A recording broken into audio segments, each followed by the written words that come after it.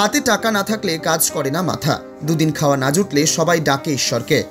কিন্তু ভাবুন তো, এক নয় দুদিন নয়, যদি 3 মাস পর্যন্ত হাতে না থাকে কোনো অর্থ, কি করবেন ভেবেছেন? আর যাই হোক, এমন কাজ করবেন না যা করে বসলেন এই সিভিক ভলান্টিয়ার। 3 মাস ধরে মাইনে না পাওয়ায় মানসিক অবসাদে স্বেচ্ছায় চিরবিদায় এক সিভিক ভলান্টিয়ারের। ঘটনায় চাঞ্চল্য এলাকা জুড়ে। জানা যায়, মৃত সিভিক ভলান্টিয়ারের নাম পল্লল চ্যাটার্জি, বাড়ি পাট্টাবুকা, উত্তমপুর নাটনা এলাকায়। পরিবারের দাবি, দীর্ঘ 3 মাস যাবৎ তারা সাম্মানিক পাচ্ছিলেন না, স্যালারি অ্যাকাউন্টে গোলযোগ থাকার কারণে।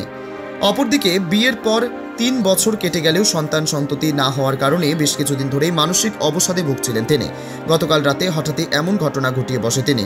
আজ সকালে পরিবারের লোকজন দেখে পুলিশে খবর দিলে পুলিশ এসে মৃত সিভিক ভলান্টিয়ারের দেহ উদ্ধার করে ময়নাতদন্তের জন্য পাঠায় হাসপাতালে। নদিয়া থেকে মলয়দের রিপোর্ট, HPR নিউজ। আমি তো বাবার বাড়িতে ছিলাম। ও যেরকম ফোন করে সেরকম সকালবেলাতেও SMS করলো, সোনা কি করছো, খাওয়া হয়েছে? বললাম না।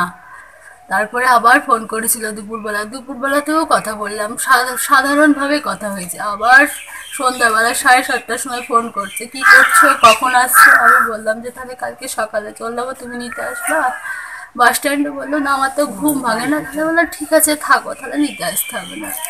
ওই আবার শেষ কথা, আর কিছুই কথা হয়নি ওর সাথে। আমি আর কিছুই জানি না, আমি ছিলাম না।